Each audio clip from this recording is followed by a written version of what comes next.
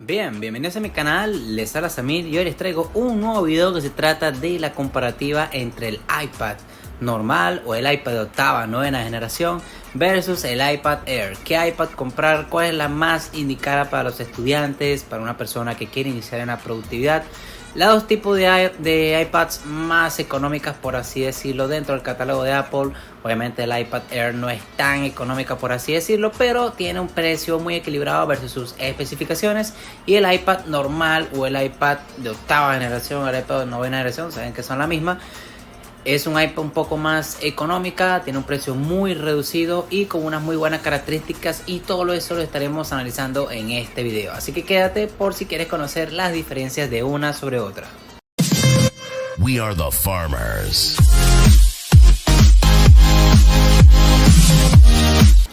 Comencemos rápidamente haciendo la comparativa, obviamente, entre el iPad Air de cuarta generación, que es la que tengo yo, pero básicamente es el mismo modelo de la quinta generación. Única diferencia, tenemos el chip M1 dentro de sus entrañas, por así decirlo, versus el iPad normal, el iPad original de octava, novena generación. Yo tengo el iPad de octava generación, pero voy a hacer la comparativa basándome en las dos porque es lo mismo, son las mismas iPads. La diferencia viene siendo el procesador.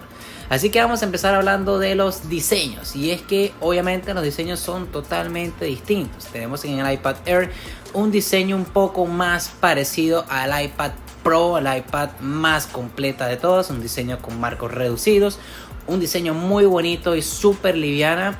Prácticamente es 20 gramos más liviana que el iPad normal, que pesa 494 gramos, que para mí todavía sigue siendo muy cómoda a la mano.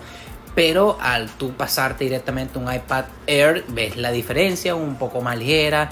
Tenemos una pantalla mucho más grande, unos marcos mucho más aprovechados. Obviamente no son los marcos más aprovechados del mercado, pero se agradece que tenga un diseño un poco más actual.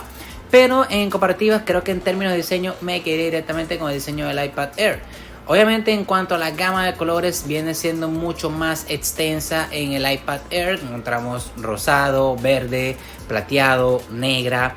Y mientras que en el iPad normal podemos tener unos diseños mucho más clásicos. Tenemos el rosado, el plateado y el negro. En cuanto a otras cositas que tienen que ver con el diseño, tienes que tener en cuenta que el Touch ID en el iPad Air lo vamos a encontrar en el botón de Power, que se encuentra directamente arriba. Que para mí personalmente, viniendo de un iPad normal, un iPad Air, sí es verdad que tiene un diseño mucho más anticuado. Teníamos el botón todavía, el Touch ID, el mismo botón clásico de toda la vida, pero se me hacía mucho más fácil desbloquearla con este botón ubicado en una posición mucho más central. Obviamente, si tienes el iPad Air agarrada en una posición horizontal, se te hace un poco más cómoda desbloquearla, pero a veces te cuesta un poco. Pero bueno, al final te vas acostumbrando un poco a la posición de este Touch ID, que en ambos modelos funciona súper rápido. Simplemente colocas el dedo y ya se desbloquea el iPad. Obviamente me hubiera gustado que el iPad Air ya incluyera directamente el Face ID, pero es una función un poco más exclusiva para el iPad Pro. Pero en términos generales, lo que es el funcionamiento del día a día, creo que el Touch ID funciona perfectamente bien. Y otra cosita que tienes que tener en cuenta, y es que en el iPad Air no contamos con el tipo puerto Lightning de toda la vida que ha tenido Apple, sino que aquí optamos por un puerto USB tipo C, mucho mejor para la transferencia de datos, para utilizar puertos o discos duros externos. Suele ser mucho más cómodo lo que es el USB tipo C, un puerto mucho más universal. En cambio, en el iPad normal, obviamente vamos a prescindir directamente del Lightning. En otras cositas que también vamos a hacer de hincapié es en la pantalla, y es que obviamente en ambos dispositivos tenemos una pantalla IPS, por así decirlo, pero tenemos diferentes tecnologías. Mientras que en el iPad de novena, de octava generación, tenemos un diseño Retina Display. Aquí tenemos un diseño que es Apple lo catalogó como Liquid Display. Una pantalla que si bien no es AMOLED, por así decirlo, como en el iPhone 13, en el iPad Pro, es una pantalla que tiene unos colores mucho mejor conseguidos, mucho mejor saturados, y que si te pones a colocar una pantalla al lado de la otra vas a notar la increíble diferencia. Bueno, no es una increíble diferencia, pero se van a encontrar diferencias sutiles en cuanto a los matices y colores de la pantalla. Y obviamente cuando me pasé directamente al iPad Air me di cuenta de eso. Obviamente al principio yo pensaba que era un iPad, una pantalla AMOLED, porque eso es lo que tenía en mente, pero al compararlas y leer un poco más las especificaciones a fondo, es una pantalla con tecnología Liquid Display, que así lo colocó Apple, lo catalogó cuando la presentó. De verdad que es una pantalla muy bonita, se disfruta muy bien el contenido, tanto para la reproducción de contenido multimedia como para jugar, para la lectura. De verdad que no cansa para nada la vista. Obviamente en el iPad normal, obviamente la vista tampoco se cansa, pero la diferencia de colores y los matices que te da ese iPad Air de verdad que se agradece mucho más que en el iPad normal.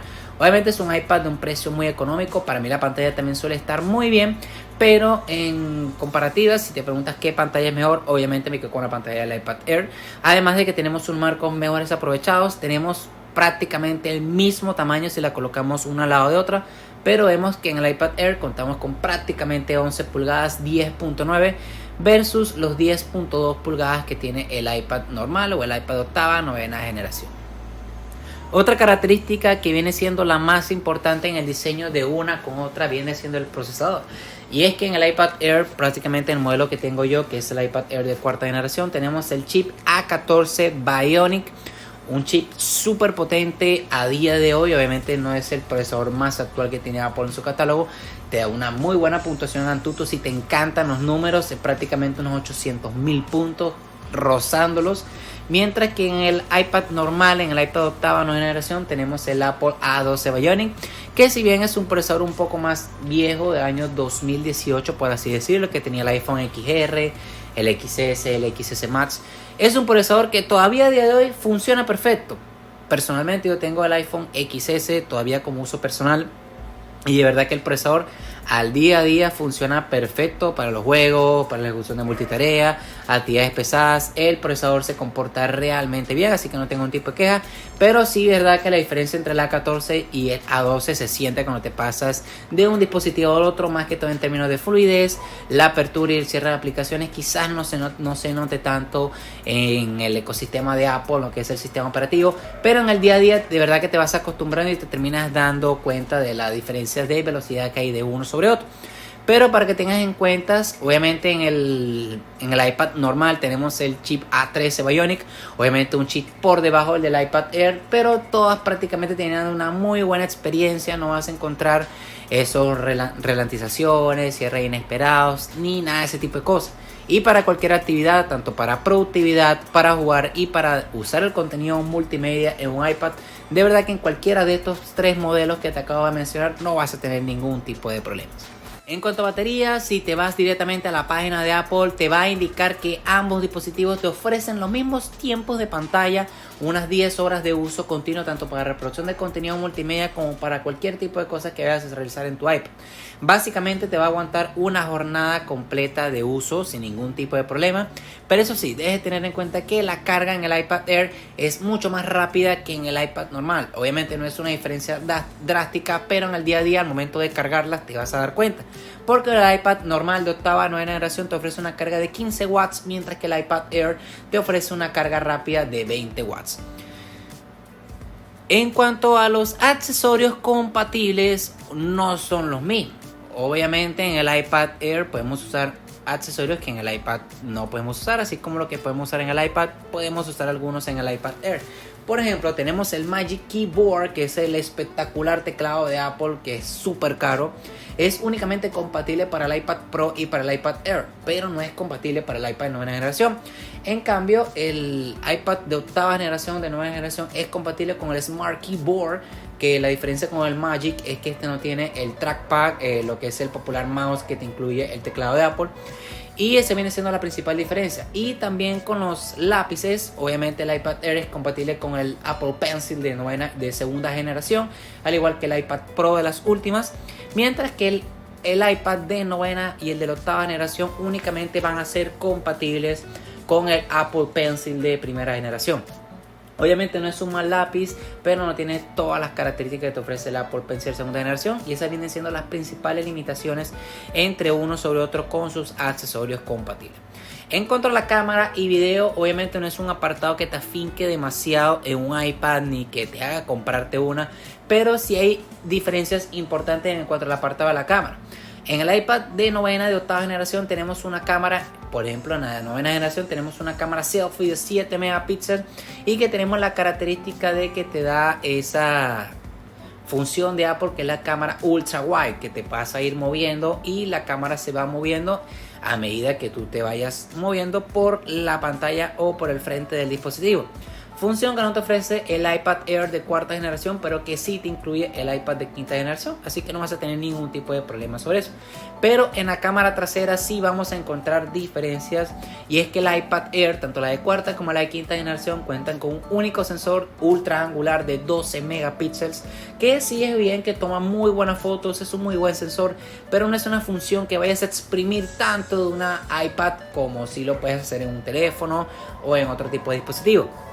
A diferencia del iPad de octava y novena generación, sí que aquí sí vamos a tener una cámara un poco más sencilla, una cámara de 8 megapíxeles, pero debe tener en cuenta que en ninguno de los dos dispositivos vamos a encontrar el famoso flash LED, que viene siendo, bueno, en el iPad de novena generación o de octava se entiende, es un iPad que prácticamente nunca tenía un flash LED, pero en el iPad Air sí sorprende un poco que por el precio que estamos pagando no se incluya el flash LED.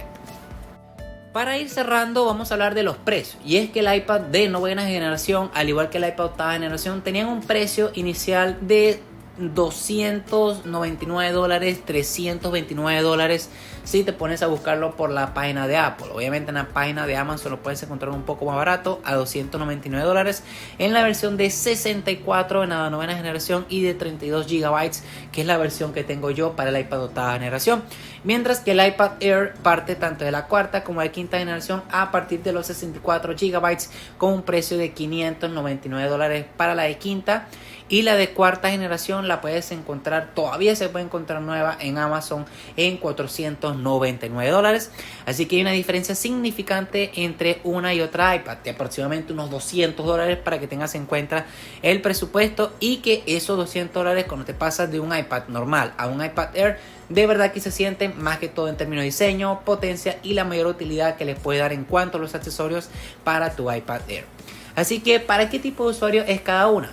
Debes tener en cuenta más que todo el presupuesto. Yo personalmente te recomiendo que si tienes el presupuesto un poco más elevado, te vayas más que todo para el iPad Air, porque te ofrece ese equilibrio entre un diseño parecido a un iPad Pro y unas funcionalidades mucho más extensas, una potencia mucho más exquisita.